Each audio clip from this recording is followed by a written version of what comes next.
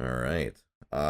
So lately, as in the time of recording, I have seen you in my live charity Pokemon trivias, Yes. of which you have done quite well, actually. You won the first one, and you were a contender for the second one. Against all Um, odds. Against you say against all odds, but I was seeing your answers, and you clearly know your stuff. Like, I'm curious, as to beyond Pokemon, which I can already tell you're a fan of. What are you? What are your biggest obsessions? What are you a fan of? A big nerd about? I guess Pokemon has to be the biggest one. Really? Okay. Certainly the lengthiest. Like, I mean, I'm 29. I've been playing Pokemon since I was 5 years old. Um, Have you played every single game? I have not played, I think, Diamond and Pearl at all. Okay. And I haven't played. Not a big loss. Don't let Reddit hear you say that, especially with the Oh, remix coming no. out. Well, with the remakes, now you have your chance, right? Yeah, sure. I'm Yeah. probably still not going to. Sure. And I started Sun and Moon and never finished it. And by the time Got I it. was ready to pick it back up, they already came out with the Redux. So I'm like, well, I don't know. I don't know why that killed my whole mojo about it. Gotcha. But Okay. but yeah, I don't know. I had weird beef with Gen 4. It felt like all it was a bunch of additional evolutions and no original content, which is not Yeah. entirely true. It's you're not entirely wrong though. I'm also very down on Gen 4. And people listening to this are gonna be like, there's gonna be some people out there who are like, how dare you? But Gen 4 is the worst. I think it has some of the weakest designs. I don't like the evolutions of the original Pokemon. It gave us Togekiss though, and I quite like Togekiss. I love Togekiss a is big good. blimp. Yeah, you got some good designs in there, and there are some good trainer designs, but a lot of the gym leader designs I thought were pretty weak. It gave us Cynthia, who I do love Cynthia. Cynthia's grand. Cynthia's grand, but I'm like, and also I think the villain is terrible in in Diamond Pearl. Do you know Cyrus? I have heard discourse about Cyrus. Really? What discourse have you heard about Cyrus? I didn't know enough about the whole situation to really follow the Reddit Okay. thread. Okay. But people have I don't know, he always comes up and I'm not sure what that's about. Interesting. I just see people get big mad about the Gen 4 storyline and I'm not sure why. Oh, my whole issue with him is that he's just very boring. His whole thing is I'm emotionless and I want to, I think it's like destroy all emotion or get rid of something like that. It might not be entirely right, but also I don't care, listeners. But it's something to that effect of like, I want to suck out all the emotion in the world or joy. And I'm like, cool. Sounds like Somebody sounds like a saw real the fun motivation. 2006 Christian Bale vehicle Equilibrium and went, Somebody decided they wanted to become essentially a Care Bears villain. So that's essentially how I feel about Cyrus. Now with the Arceus game, are you interested in that? Because I'm very excited about that. I'm deeply excited about that. People keep describing it as Pokemon Breath of the Wild. Yeah. Now I haven't played Breath of the Wild because I'm terrible at open world games like that. I'm patently terrible at them. And I've often been told it doesn't matter. And that I would enjoy it anyway, and that's probably true. I think with that one you might. And because I'm not really an open world game person either, but I guess my question is then what about open world games is like either a struggle for you or a deterrent for you? I am pretty bad at, I guess. Well, I'm pretty bad at making decisions, honestly. Okay. So it's like I can do puzzles. Like give me Legend of Zelda Sudoku. Like, give me one right answer to this problem and I'll figure it out. I don't know. Maybe that's I'm just telling on myself in my extreme lack of any creativity whatsoever. Just perfect for somebody in the performing arts to admit. So like if I throw you in a sorry to interrupt. So if I throw you in like a giant world, you're like, oh fuck, you're plagued with indecision. Is that essentially? Yeah. I spent you know, and I don't think this is an uncommon issue, but I spent about 8.5 hours total building my Skyrim character. Yeah, right. Which, you know, I think a lot of people have that problem with hyper customized, you know, character creation. But if that much of a decision was so taxing on me, like you're gonna give me all of this skill tree, like you're gonna make me decide what I want to. Oh God. Like, oh no. Okay. Which I do enjoy Final Fantasy for its, like, you know, I can spec different characters and specific things. Gotcha. And have a balanced party. Which is also how I play Pokemon. I sit down and I plan out, like, here's what my endgame team will be. No, that's pretty common. I can respect that. Now, have you ever tried Breath of the Wild at all? I played it for about an hour and a half. Like the first hour and a half of the game. Not too long after it came out. So it's been a hot second. What did you think of that hour and a half that you played? I really enjoyed it. It was wonderful. It was very, very, you know, it was visually stunning. And I guess, you know, that early in the game, there's only so much that you can aim at, you know? I think if you had interest, it could possibly work for you, because I think with that game, it does a pretty good job of, instead of like, throwing all these decisions at you, you can kind of just go, oh, I see one of those towers over there. I just want to go to that tower and just go to that tower, you know? And like, if you happen upon stuff along the way, then you can kind of, you know, oh, I see one of those shrines there. Okay, yeah, I'll do the shrine along the way. That's kind of how I took, you know, approach it, as opposed to being like, you know, intimidated. I went, you know, I got time. You know, I got time. I'll just enjoy myself and then this, and sort of figure out what happens along the way. That was sort of my approach to it. Whereas with stuff like Skyrim and stuff, I'm like, yeah, I can understand, because I couldn't really get into Skyrim. But that's also because I'm not really a high fantasy person. That was kind of my biggest obstacle with that. Now, outside of video games, what are some of your other interests? Naps. I'm one of those people. I screwed myself over where I did that thing where I monetized all of my hobbies, and now I need new hobbies. Okay. So now being a you know, essentially a full-time actor and writer, I'm like, I gotta get into something else that's just for me. Yeah. And I haven't found anything like interest you, or like, ooh, this could be like something I'd be interested in, but you haven't fully plunged yet. I like the idea of being someone who like knits or crochets. Okay. Like the complete lack of, you know, modern technology involved. I can just sit there and you know, I have an image of me, you know, as an old lady on my porch, you know. Have you done any knitting or crocheting before?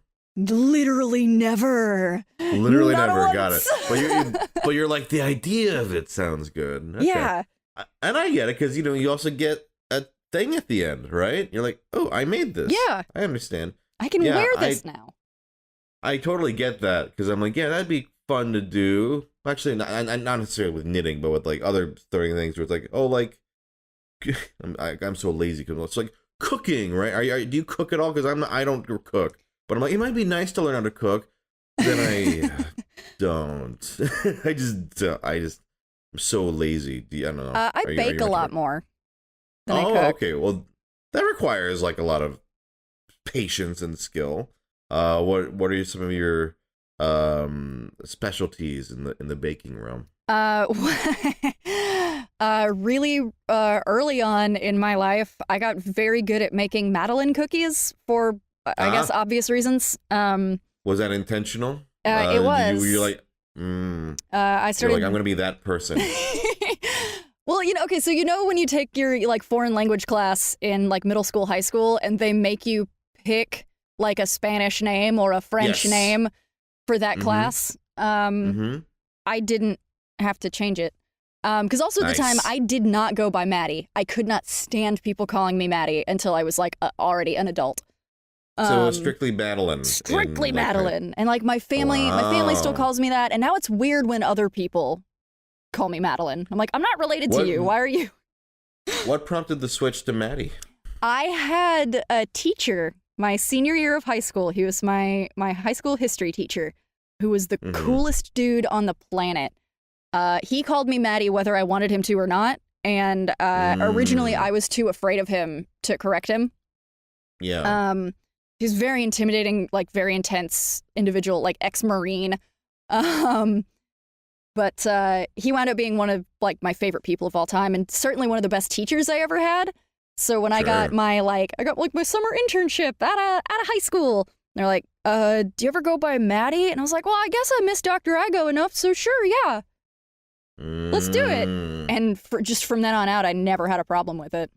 Okay. So like it's like someone who you respected was like, I'll give this to you. I'll bestow this nickname upon you. And you're like, yeah, I kind of be a Maddie. Okay.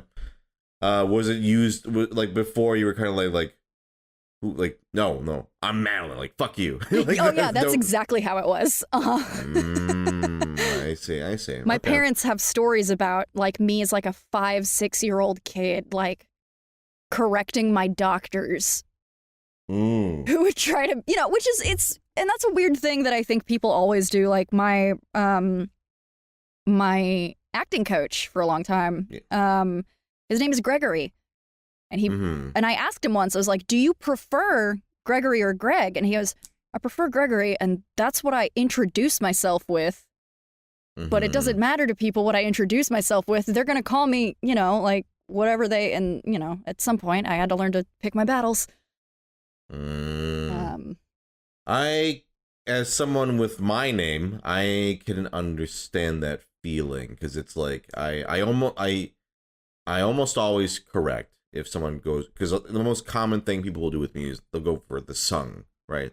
So like sung, and if they do it like once, I might go okay, but if they do it, depending on how comfortable. If I'm very comfortable, I'm just like, oh, by the way, Sungwon, and they're almost always very just, oh, sorry, yeah, Sungwon. There have been a couple times though where I'm in like let's say like a professional situation where it's like, I'm like, it'd be awkward to just suddenly, like, all of a sudden just be like, oh, it's Sungwon, I don't want to appear like, not hostile, but you know what I mean, like a little. And I know I shouldn't feel that way, because I should just be, But I totally get what you mean, though. I absolutely understand that. It's such a, it's such a personal thing. Yeah. And you're absolutely so well within your right to correct people about that. Yeah, but sometimes, so like for example, sometimes like in a VO session, like with those director I've never worked with or something, who doesn't know me like personally or has not heard of me or whatever.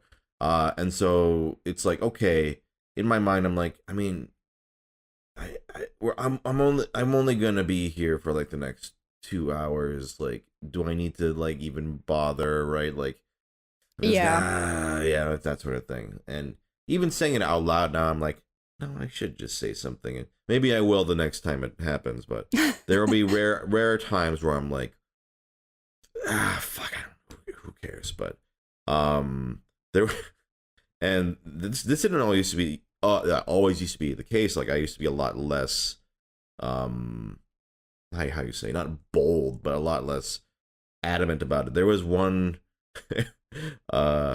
con I went to And you know what happens with this? Usually the person who's saying it is like, they're so nice, and I'm like, yes, I don't want to like, like throw them off. Like I was at a con, and my handler, who I ended up getting along really well with, but he called me Sung like the entire time, and I didn't correct him till the end because I was like, oh, he's so nice. I just can't. And then, but that thing I was like, just so you know, like you've been great. Because I just wanted to let you know. And he was like, oh yeah, absolutely.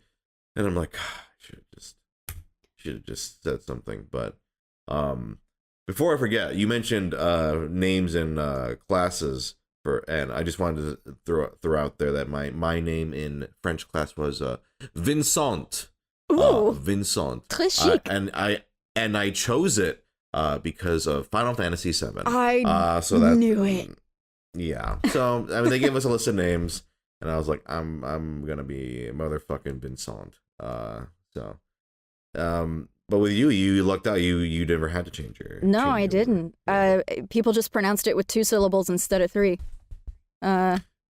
Madeleine, which is also how my grandmother says it. She's the only one. But I used to work at a church. I worked at like this like cool like non-denominational hippie church, and like half the congregation was like retired lesbians. By which I mean they're lesbians who were retired, not that they're retired from being. That's weird. Not that they were done being lesbians. But the first time that I ever visited this place, just to like make sure that it was going to be somewhere I felt comfortable working. Sure. There was just in the foyer. There was just the sweetest, most adorable, kindest old man I have ever met in my entire life. And when I introduced myself, he misheard my name as Maggie. Oh, and then turned around and was introducing me to other people as Maggie, and I was like, I am, for the opposite reason of my high school history teacher, I'm like, I would just feel bad correcting you. I'm like, you're so nice and so adorable. Yeah, I'm like, right. I can't. Oh my god! Like I was like, if I take this job, I'm prepared to be Maggie for the rest of my life. Like that's, I will dig this grave. I will do this for you. Yeah. Now, did you I assume you eventually corrected people? Somebody else did. Okay. Somebody else corrected him for me. Yeah. And what was his reaction to it? He apologized profusely and was, still unbelievably sweet. And I told him as much. I was like, you're just so nice. I felt bad, like, telling you that you had done something incorrect. It's like, yeah, I never want to tell you that you're wrong. You're beautiful. I do love that you were prepared. You were like, looks like I'm Maggie now. I have to change my name. The rest of this job.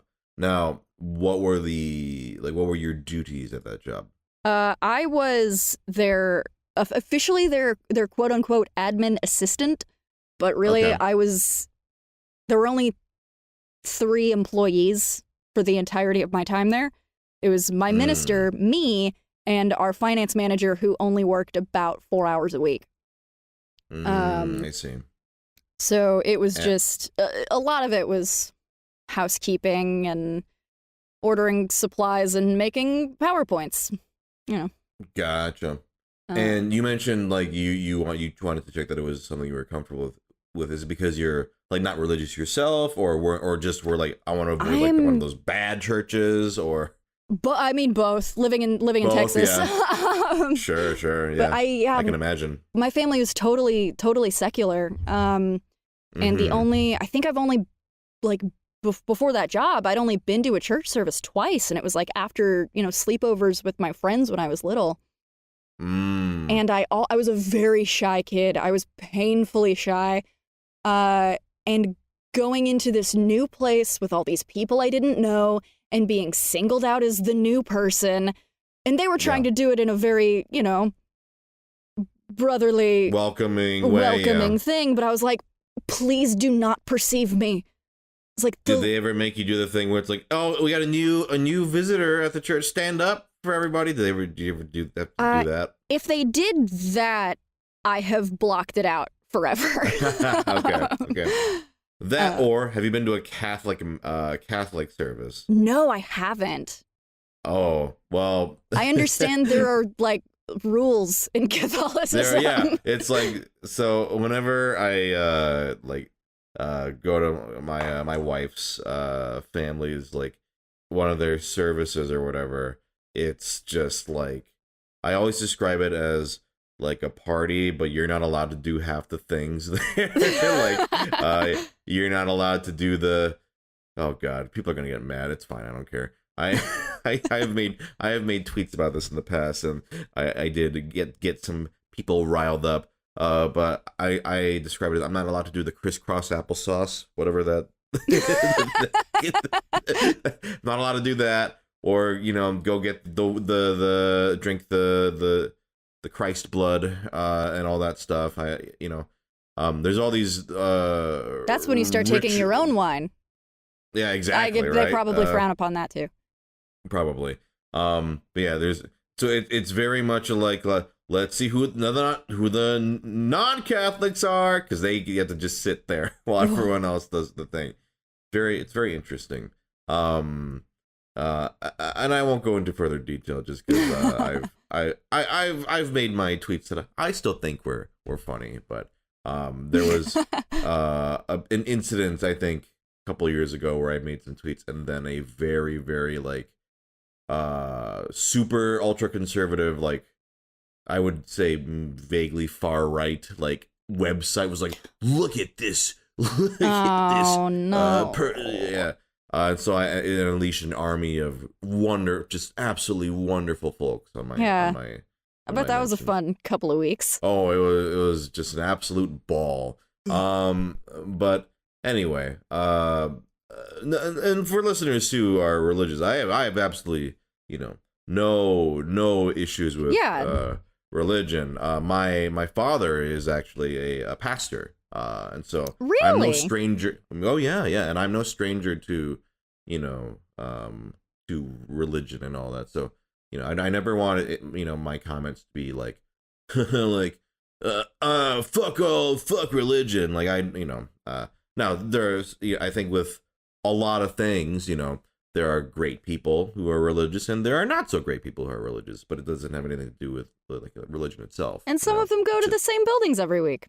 Oh yeah, absolutely. Yeah. Oh, absolutely. But I do remember when I was interviewing for this job, it was super casual. Like, the job that I had previously was down the street from a coffee shop that my minister could walk to from her house. So she's like, oh, do you just want to meet up after you get off work at this job that you want to leave and come have a cup of coffee with me and talk?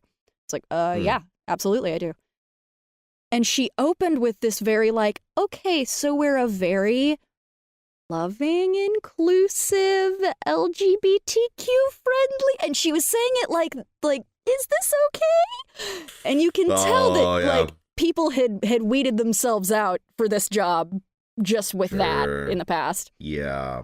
And I was like, if that was not okay, she's like, I told her, I was like, I looked you guys up, and if it was not okay, I wouldn't be sitting here. Yeah. And that's great though. I mean, it's not great that she had to be so worried. She felt like she had to, because yeah. But I'm glad, dear, that it was like a good fit. Yeah, and she she was a theater person, and she used to do anime. Oh really? Yeah. Wow, okay. So I would tell her hey, I have to leave 30 minutes early. I have to go do a thing, and she was always incredibly understanding. She would help me do audition prep for musicals. Wow, that's great. Yeah, man, she was cool. I should call her. Yeah. Now I am wondering now with so you mentioned musicals, and I knew you did theater. And so are you one of those, like many other actors who was that your start, doing theater, or were you one of those who, because for some people, they started in theater and then they kind of fell into the voiceover. Some people, from being a kid, were like, I want to do voiceover. And also I'm a nerd. A lot of us also are just giant nerds. Like, I want to be in, these things. And then they got into theater, and then that led to it. What was your sort of path into it? I never intended to do voiceover. Okay. I was, I started doing theater in high school. Mm-hmm. And at that point, because like all of my friends, like my really close friends were into community theater. And I had some, preteen FOMO. So I joined theater when I was a freshman in high school. And I had a very strange and rocky relationship with educational theater all through high school and college. Like, occasionally to the point where I'm surprised that I'm still like doing the thing. I had a lot of very odd, unusual experiences, but the best ones were always with professionals that I was going to continue to work with in the future. So I was like, okay, let's do this. Like the very first play that I ever worked on professionally, Aaron Roberts and Austin Tyndall were in the cast, and they both do a buttload of anime. And they're two of my favorite people on earth. And that whole show was a blast. And I wound up majoring in theater, and I was going to be a stage manager, and I was going to do spreadsheets all the time, and it was going to be great. And then I finally started like building an acting resume when I graduated, and stumbled on an open call for Funimation. And I was like, oh wow, okay. Like back when they used to do that. When was wondering, so year, like, do you remember when this was? That was, I think my audition was September of 2015. Gotcha. Okay. And when was the last time they like even did like an open audition? Is that something they even consider anymore? They did the last time I was aware of them doing any kind of open call thing was people who had like other local theater people who had submitted resumes before but had never been called in for whatever reason, or had never been able to make an audition. So it was a very weird closed open call. I see. But this was a full on just straight up open call. Yeah, like there used to be an email list that went out every week with all of the ongoing audition listings for like the next month. In the like across the entire DFW Metroplex. And I was scrolling through, and I went, oh, hey, okay, I'm an actor. I like anime. I grew up watching anime. Like, sure, let's go give that a shot. And Tyler Walker ran my audition, and he had like I submitted my headshot and resume, because that's what you do when you schedule an audition. And I walked in, and Tyler Walker had printed out my resume and was like looking over it, and I was like, okay, you know these people, and you've worked with this, and you've done training with these people. Like, okay, yeah, I know these people. And I was like, now it took me a very long time to become aware of how weird that was. Okay. And how unusual that was. What was the first role you booked? What was it? That, or maybe the first, like, one you remember. I did the very first session I ever did. I was doing a Wallace session for a show called Showman Sample that Aaron Dismuke was directing.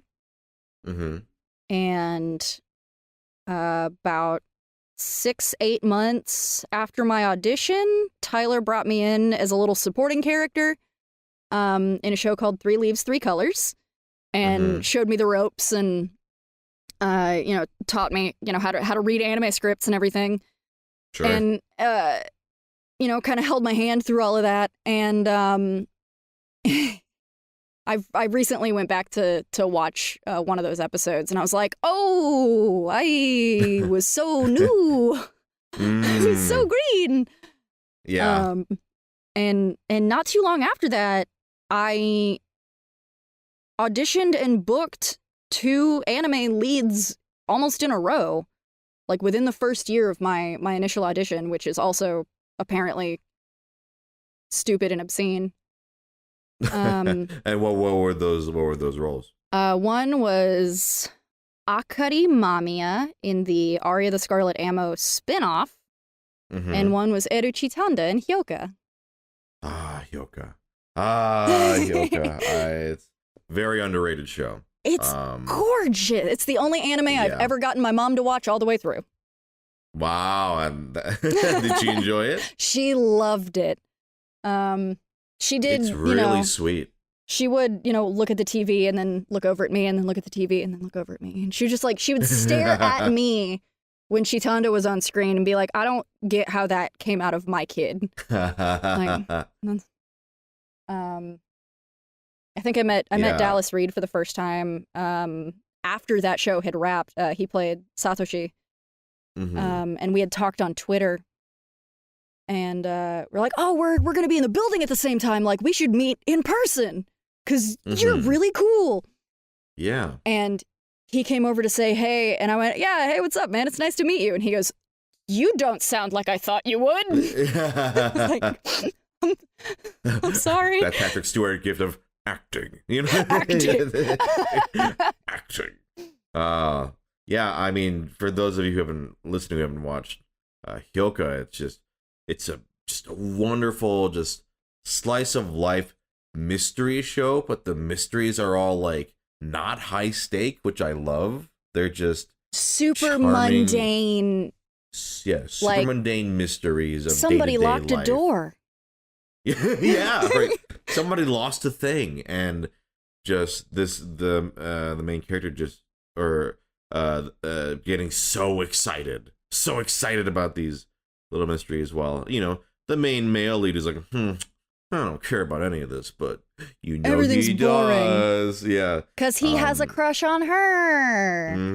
Yeah, and just it's so good, and it's just visually stunning. Oh yes, I mean it's a one of the Kyoani most show. So yes, it's just gorgeous show. So highly recommend it to anyone listening who has not seen it. In whatever language. Sure, yeah. You don't need to watch it. You don't need to watch it in English to make me happy. I just want to talk about Hyoka. I mean, but if you want to listen to our fine guests here, then watch the English dub and enjoy it. Now, I like to give the guests an opportunity. Was there a question for me that you would like to ask, or a topic you would like to bring up?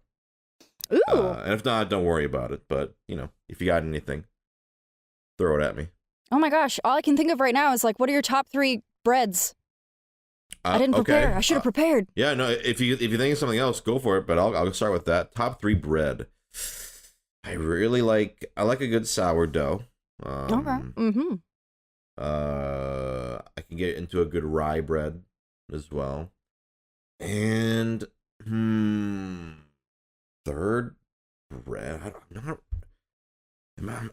I feel like I'm a bread noob. I'm not like what are some of your favorite breads? Maybe that'll get my gears turning. I mean, I like a rosemary bread. I like a good crunchy baguette. A baguette is good. Yeah. You got a third? One of those giant, flaky, way too buttery, super Texas biscuits. It's also a good answer. Yeah.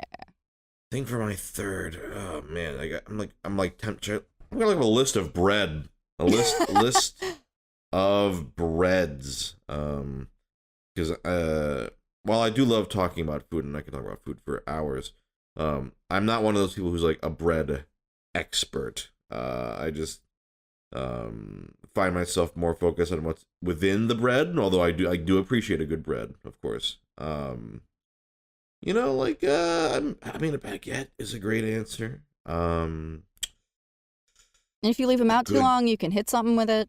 That's true. A good brioche is just real nice. Real nice.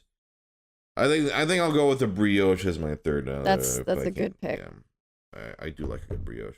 I guess there's a question which I'm sure you've answered 1,000 times, but what was it that made you want to start doing your try everything of X product? I wanted to do that because whenever I would go to the phone call, probably spam. I would go to the grocery store, and like for example, I think it might have been one of the first ones I did too. You'd go to the Oreo section, right? And you'd see there's like 30 fucking Oreos, and you're like, my God, like, what do I choose, right? Like, I mean, if I'm gonna get Oreos, you kind of look at all these things, and you're like, I kind of wish I just knew what all of them tasted like. And then that was like a thing that people did on YouTube. Like, you know, you got like channels that do that. And I was like, you know, I've always kind of wanted to try doing that. I think it would be fun. So fuck it. So I was like, you know, I forget which one I did first. It might have been Pringles or no, was it Lunchables? It was, oh God, was it Lunchables? I'm gonna check real quick because the Lunchables one was terrible, just absolutely terrible. Oh no! Are you a Lunchables fan? Well, I was when I was 12. Yeah, they're no good now. I'll just say that. Like now in the year of our Lord 2021, or now that you're an adult? Now that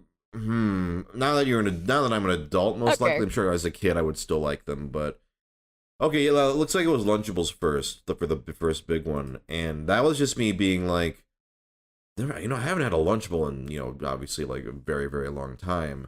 I wonder what they're like. You know, I think it'd be funny if I just got all of them. So I just got all of them, and because in my mind I was like, if they're bad, it'll be funny. And they were very bad. What was the worst one? Good, I guess I could watch the video and find out. You know, you could watch the video and find out, but if I remember, they had, I think the worst ones were like just ones that were just like basically the equivalent of just a sandwich, but it's like, why would I pay for this? Yeah. You know what I mean? Like, even like the cracker sandwiches are way better, and those aren't that good. Like, those are just like, you know, charcuterie for a toddler, right? Yep. Like, so and there's nothing wrong with that, but they're not particularly great. So there was ones that were like, it's a sub, quote unquote, just like 2 pieces of bread, like one flimsy American, like just cheese and like bad turkey. Oh gosh, I remember those now. I remember what they looked like. Yeah, and I'm like, why I could make a better sandwich than this for cheaper. Why am I? It was just awful, and there were so many of them. But yeah, it was just a natural curiosity of like, I would love to try all of these. What's stopping me except my own cowardice, right? So, and then it just launched into a whole thing, and now it's kind of funny. Like sometimes it'll absolutely kill like an urge to eat something, like permanently forever. Yes, like I never need to eat, like, what's an example? Like Pop-Tarts. I don't really need to eat Pop-Tarts anymore. They're not bad, but I don't need to eat them.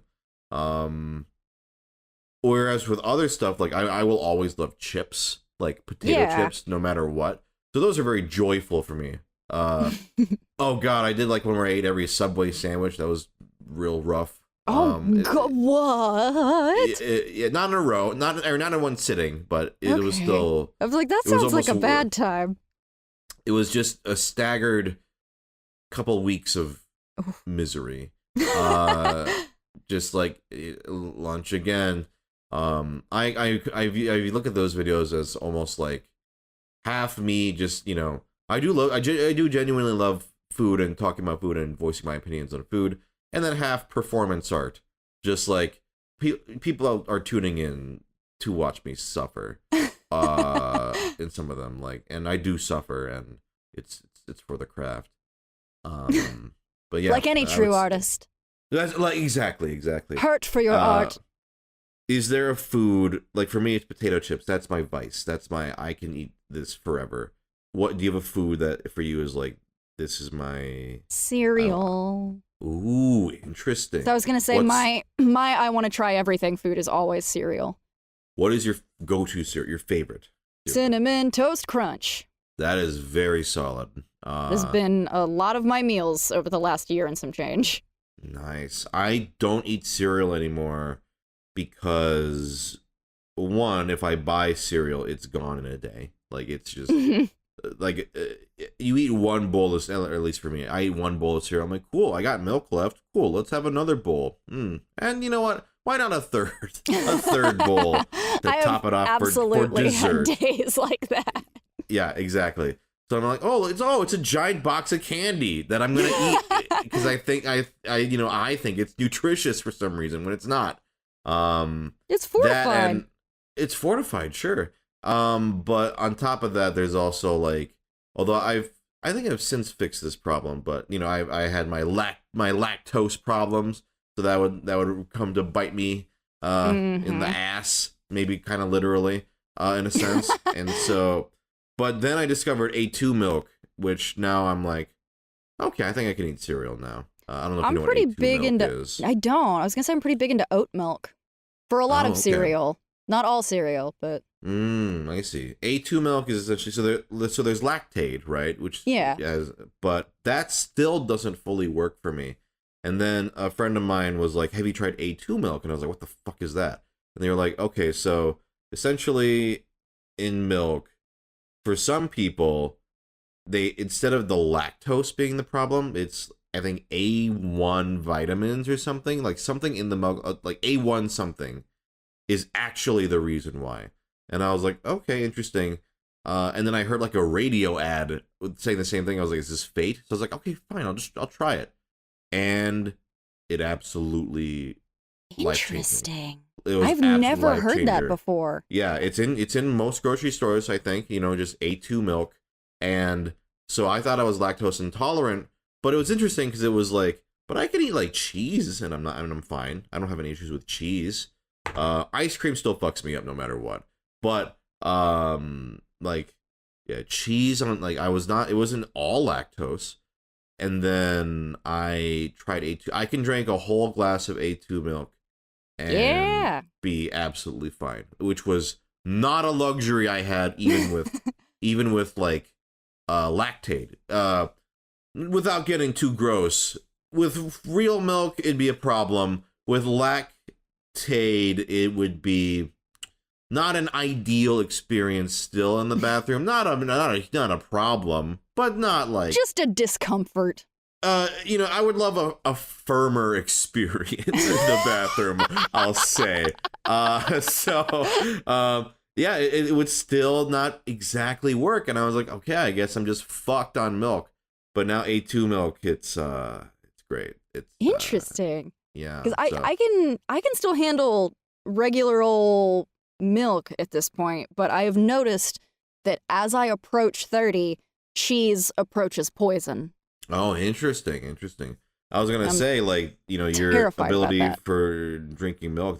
That's the luck of your whiteness, because are you aware of the Asian genes with lactose? I've heard about that. Yeah. Yeah. It's just a thing where I think I don't remember the exact statistics off the top of my head, but it has to do a lot with, like, in Europe, there was a lot of milk drinking and cheese eating, and with a lot of, Asian ancestors, there was not a lot of dairy in their diets. And it's just sort of like passing down the genes sort of thing. Your body learns to process, Yeah, exactly. What you put in it, which is also why I can never eat Taco Bell. Interesting. Because I've surprisingly, never had Taco Bell. Yeah. And I think if I do at this point, I will instantly perish. And have you had, I mean, assuming you've had like actual Mexican food, right? Oh, yeah. Yeah. But there's nothing from nature in Taco Bell food. Right. Interesting. Yeah, I wonder, some people it does really fuck them up with, but interesting. Would you ever try it just to see? I feel like at this point it's funnier if I don't. Yeah. I have a friend who has a similar bit, I think, with Arby's. They're like, I've never eaten at an Arby's. And kind of I don't feel the urge to. I'm like, yeah, I guess I can respect that. Yeah, even though I unironically enjoy Arby's. Oh, I love Arby's. Yeah. Give me those curly fries. And listen, any establishment that lets me just pump horseradish sauce onto shit. Right. I love horseradish. So I'm like, fuck that's a perk that you don't get many places. And I will say, something that sucks about where I live now is not a lot of Arby's in LA. I'm so used to Arby's. Damn it, LA. Arby's being like a thing, because I grew up in the Midwest, and Arby's is everywhere. Arby's is always back. McDonald's, Burger King. Oh, there's an Arby's. Shit, I'm getting hungry talking about Arby's right now. I was about to say, as soon as we get off this call, I am going to go down the street to Arby's. Oh shit, I am so envious of you. Oh god, like I'll pack up and I'll USPS you a beef and cheddar. Please do, with horsey sauce, so it's extra disgusting and spoiled. But yeah, no, Arby's is not a thing here. I mean, it is, but I think I'd have to drive like over an hour. It's like Arby's isn't worth that much. Arby's should be 10 minutes away, and you can get it right away. Yeah. Now, for you, is there any let's say, it doesn't have to be fast food specifically, but is there any? Well, I guess first let me ask: have you always lived in Texas? Yes, I was born. Okay. I was born in Austin, and my family moved up to the DFW when I was only about a year old. Gotcha. And yeah, I've been basically in the same place ever since. The house I grew up in is literally down the street from the house I live in now. That's cool. I was gonna ask if, like, let's say if you had moved, if there was any like restaurants or fast food chains you missed, but I guess then I'll change up the question. And let's say whenever you travel, or if you did move theoretically, what would you miss? Lou Malnati's in Chicago. I miss all of the time. Lou Malnati's is good. Yeah. I love a deep dish pizza. I prefer deep dish to New York pizza. Ooh, that's controversial, but okay. Yeah. And my friends who are from New York still love me in spite of that, which is a testament to their character. Sure. I love both, but yeah. I'm sorry, go ahead. Oh, if I moved away from here, I would miss Whataburger. Do we need? I can't do In-N-Out. Do I need to get into this now? I am very unimpressed by Whataburger. I've had it a couple times. I don't get it, but I would love. Please pitch me on the appeal of the Whataburger. Well, I guess I should ask you first. How do you feel about In-N-Out? It's fine. Okay, well, I was about to be like, if you said that you just loved In-N-Out, I'd be like, well, there's your problem. It's just the other side of that coin. Yeah. Whataburger quality, I think, has slipped. In especially recent years. Sure. But it always is a good, like, TV commercial worthy burger. Okay. Like you'll see a McDonald's ad. Sure. And it'll be like, that's a good looking burger, and then you go get it, and it's just a little flat mess, a little pop, where everything is every part of it is the same temperature. Gotcha. One of those like kind of like a cheeseburger in a can kind of a deal. My favorite thing to do with Whataburger burger is very slightly burn the edges of the burger patty. Okay. And toast the buns. Get your buns toasted. Do you ask them to do that, or is that something you do on your own? You can ask them to do it. Okay. All right. Give it a little extra crunch. Yeah, a little bit of an extra crunch, and I have always really enjoyed their like veggies and stuff. Okay. Like I think there's a very nice like textural and temperature balance in a well-made Whataburger. Okay. You get cool veggies and hot soft meat and cheese. Sounds like you're about to try to pitch me on the. Do you remember the McDLT or whatever the fuck it was called? No. Let me find. I believe it was that. Yeah, the McDLT. It sounded like Tigger. Infamously advertised in a musical number by Jason Alexander in the 80s. The McDLT was a burger where the meat and the veggies were in a styrofoam container, separate, and you were to keep the meat hot. and keep the veggies cold, and then you like flip them you close it and flip them together to make the burger. I have to find this ad. Horrible for the environment because it was just ridiculously big styrofoam containers for no good reason. It's not like it did anything for the experience. Like, supposedly, yeah, no, you got to keep the burger away from the veggies to keep the maximum cool and fresh. No, absolute nonsense. But yeah, you owe it to yourself and everyone listening to this. Look up Jason Alexander McDLT, and it is quite a commercial. I'm on the page for the McDLT on the McDonald's fandom wiki. Oh, fuck. There's a wiki? Okay, holy shit. There's a McDonald's wiki. Now, I could talk about missing or past McDonald's items for a whole, but I have no idea if you know any. I know they used to have pizza. That's true. They did. I never saw that, but I'm curious as to what it was like. But I mean, okay, I'm getting sidetracked. I could talk about McDonald's, but I'm getting sidetracked here. So with the Whataburger, the next time I'm in Texas, I should give it. I always give it a fair shake, and I should just approach it that way. I should approach it that way. That's all I can ask. Yeah. It's not like it's because for you do you think of it as the best burger of all the chains? And it's fine if you do. I'm curious. Of fast food chains, yeah, I would take a Whataburger over pretty much anything. But okay. Next time I'll try it again. It might be a thing. Like the first time I had Jack in the Box, I thought it was disgusting. and then the second time I was like, it's disgusting, but I kind of like it. Yeah. So with Whataburger, maybe it's a thing where it's like you have it a couple times and you start to crave it. And to be fair, I have not had it in a while. Have you ever done a Whataburger breakfast to yourself? No, I have not. I've heard that is pretty legit. Yeah. Okay. Honey butter chicken biscuit? Yeah, that's what everyone says. The honey butter. Yeah, that's where you start. That sounds good. I'm definitely interested in that. I was gonna say the crown for me goes to Steak and Shake. I love Steak and Shake. Okay.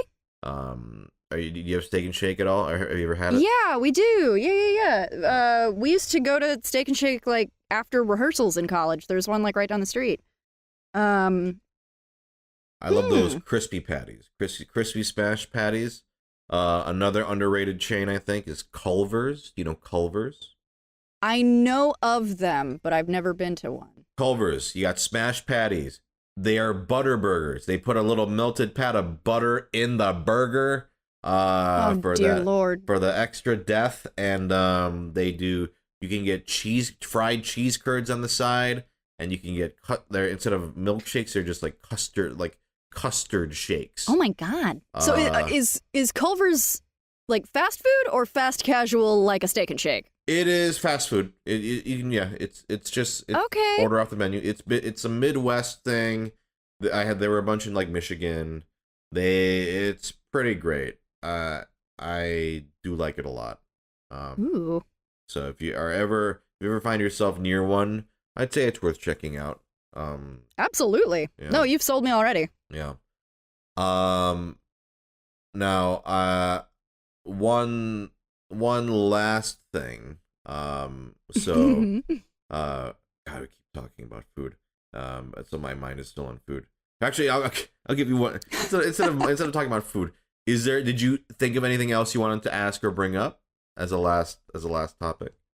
Otherwise, I'm just gonna go down this food train. No, let's go down the food train. Okay, let's go down the food. Toot toot. So let's say you something I'll ask people because you mentioned we mentioned kind of cravings and that sort of thing. Something I ask people is like final meal. What is your final like? Ooh. What's your final meal look like? And you can choose with anything you want. So knowing how my body is beginning to process dairy, sure. If I'm being executed, yeah. I'm gonna make this horrible for everybody else involved. Yeah. After upon my death, let's see. I I think I would have to go with some kind of really heavy, like carbonara pasta dish. Yeah. Mm-hmm. Get that good bacon in there. Yeah. Something very buttery, very creamy, very eggy. Mm-hmm.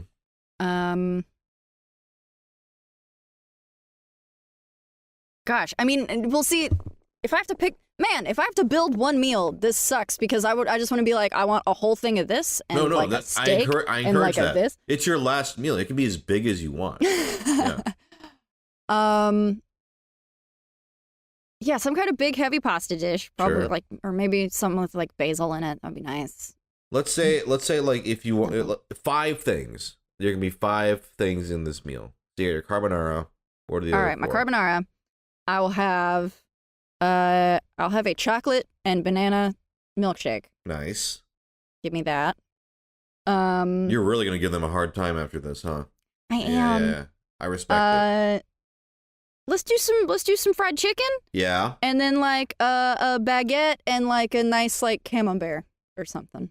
That's a great final meal. That Yeah. is decadent, and that's great. For me, my answer has always been kalbi, the Korean spare ribs. Yes. Just a giant platter of that. If I can choose my mom's recipe, just give me that and rice and let me go to town. I'll just well, if I can pick some other stuff, maybe some bone marrow on this over there, and maybe some oxtail, and just a bunch of. For me, my most favorite foods are the real decadent, fatty meats. Those are my. I was gonna ask, what is bone marrow like? Oh, interesting. You never had it. I've never tried it. No, but it, my actually at the end of the month, my mom is getting all of hers replaced. Hey. Oh, well, bone marrow, essentially it's like meat butter. So I'm sold. It's delicious. So I mean, if you like baguettes, what it's usually served with is like a crostini or something, right? So you take the bone marrow, you just spread it on like a crostini, or that's one way to eat it, and it just tastes like really rich meat butter. It's delicious. Like I have to find out where in Dallas I can eat bone marrow right now. Yeah, I think like some like not like fine dining, but maybe like even like some pretty like casual high end places will have it. It's usually they'll just bring it to you. It's just straight up roasted bone, and they give you a little spoon and you just scoop it out, and they might give you like the fuck do you call it, like, is it parsley? It's some I always just put that aside. I'm like, I don't need that. Give me the bread. Maybe some sea salt. I don't need this green shit. Yeah, pretty much. And it's very, very good. If you're the type of person who like enjoys a nice, well marbled steak, with the fat and everything, or that sort of thing, then bone marrow is very, very good. I think I would react to bone marrow the same way I reacted to escargot. Yeah, escargot is great. How did you react to it? Initially, like that is not a thing that I think I want to eat. Mm-hmm. And then,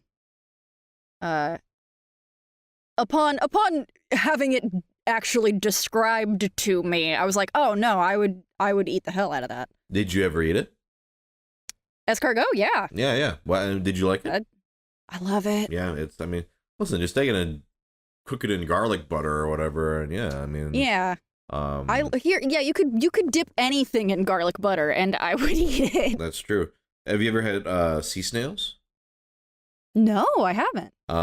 There's a Korean dish. I don't know what kind of Korean places are in your area, but it's called golbengi muchim, and it's essentially a snail salad. It's basically you take a bunch of these little sea snails.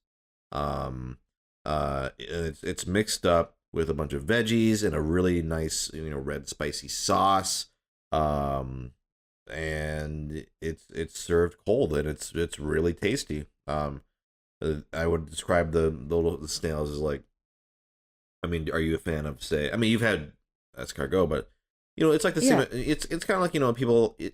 Essentially sea snails are just something like calamari or octopus, right? If you or if you've had those, it's just chewy but tasty. In fact, I think less chewy than say like octopus or something, but they're great. It's often like at a bar, you're like, okay, let's get like some gorbeng muchim, Ooh, all right.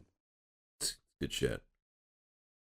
I want to eat everything right now. I also want to eat everything right now. And actually, on that note, like, while I could keep talking about food, I think it's been an hour. We can wrap it up here so I can eat after this. I'm fucking hungry. Yeah, go eat. But I was going to say... oh, yeah. What were you going to say?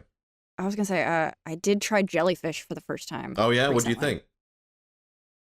I don't know if I would do it again. I honestly am not that big on jellyfish either. Purely a textural thing. I couldn't...